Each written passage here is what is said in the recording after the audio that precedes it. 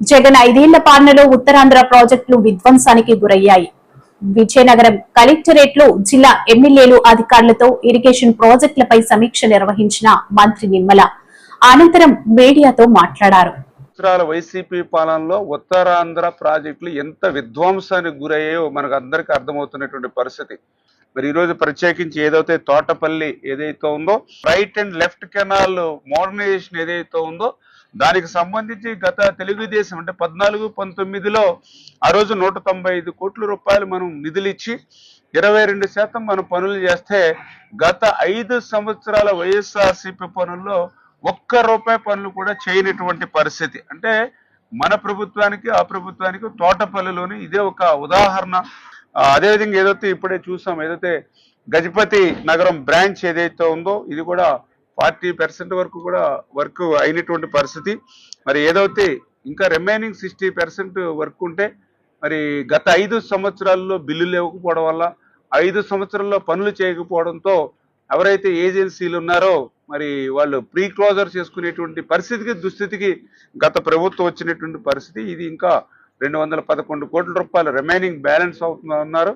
అంచేత మళ్ళీ కొత్తగా దీన్ని అడ్మినిస్ట్రేషన్ శాంక్షన్ చేసుకుని ఈ పనులు కూడా మనం చేపట్టాలని చెప్పేసి కూడా మరొక నిర్ణయం తీసుకోవడం జరిగిందని చెప్పి తెలియజేసుకుంటూ, అదేవిధంగా మరొక ముఖ్యమైనటువంటిది ఏదైతే తారకరామ తీర్థసాగర్ ప్రాజెక్టు, ఇందాక ప్రాజెక్టు సందర్శనలో కూడా చాలా క్లియర్గా మరి ఏదైతే బ్యారేజ్ చూస్తే 90% పూర్తయింది, డైవర్షన్ కెనాల్ అయితే 60% పూర్తయింది, టన్నెల్ అయితే కేవలం 20% మాత్రమే అయింది, ఎర్త్ బండ్ అయితే 60%, R&R అయితే ఇంకా 175 కోట్ల రూపాయలు వరకు వాళ్ళకి చెల్లించాలి.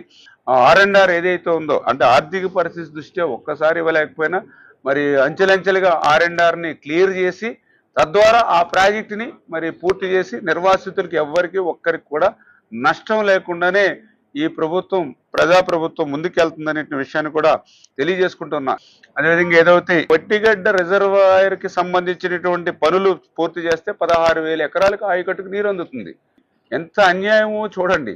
రాష్ట్ర ప్రభుత్వం నుంచి తన వాటా డబ్బులు ఇవ్వడం మాట అటుంచి జైకా నుంచి వచ్చినటువంటి డబ్బులు కూడా దారి మళ్లించింది అని అంటే, రైతులకు వచ్చేటువంటి డబ్బులు, ప్రజలకి సాగునీరు తాగునీరు అందించేటువంటి ప్రాజెక్టులకు సంబంధించినటువంటి డబ్బులను కూడా జగన్మోహన్ రెడ్డి దారి మళ్లించాడని అంటే, ఈ యొక్క ఉత్తరాంధ్ర పట్ల ఈ రైతాంగాన్ని పట్ల ఎంత కక్షపూరితంగా ఉన్నాడో ఇదే ఒక ఉదాహరణ విషయాన్ని సందర్భంగా తెలియజేసుకుంటూ, మరి దీన్ని కూడా మరి ఏదైతే పూర్తి చేయాలని అంటే గత దారి మళ్లించినటువంటి డబ్బులు సంబంధించి యూటిలైజేషన్ సర్టిఫికెట్లు అడుగుతున్నటువంటి పరిస్థితి డిపార్ట్మెంట్ని జైకా, మరి వీటిని కూడా సమస్యని పరిష్కరించి దీన్ని కూడా పూర్తి చేయాలని.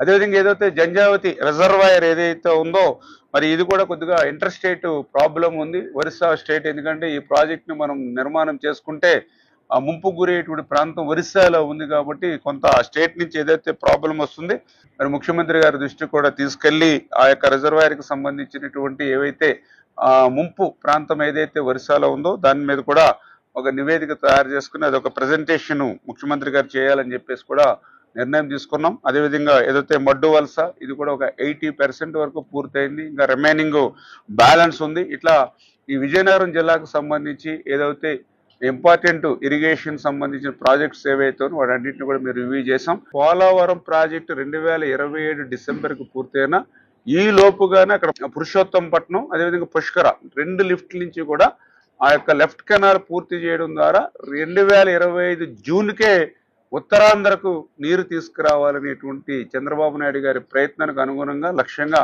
ఆ పనులు కూడా పూర్తి చేసి ఆ ఉత్తరాంధ్ర సుజల స్రవంతికి సంబంధించి ఆ పనులను కూడా మేము వేగవంతం చేయాలని చెప్పేసి కూడా ఆ ఏజెన్సీలు వీటిని కూడా మరి చెప్పడం జరిగింది. మరి మొన్న బడ్జెట్లో కూడా ఉత్తరాంధ్ర సుజల స్రవంతికి 6,500 కోట్ల రూపాయలు ఇనిషియల్ గా మేము కేటాయింపులు కూడా పెట్టడం జరిగింది. ఖచ్చితంగా రేపు రాబోయేటువంటి రోజుల్లో ఉత్తరాంధ్రకు అందులో కూడా పర్టికులర్ గా ఏదైతే ఈ యొక్క ఉత్తరాంధ్ర సుజల స్రవంతికు ప్రత్యేక ప్రాధాన్యతనిచ్చి ఈ యొక్క ఉత్తరాంధ్రను సస్యశ్యామలం చేసి ఉజ్వలమైన భవిష్యత్తు ఉత్తరాంధ్రకు ఇచ్చేటువంటి విధంగా ఈ తెలుగుదేశం జనసేన బీజేపీ ప్రభుత్వం పనిచేస్తుందని చెప్పి మీ ద్వారా అందరికీ కూడా తెలియజేసుకుంటూ ఉన్నాం.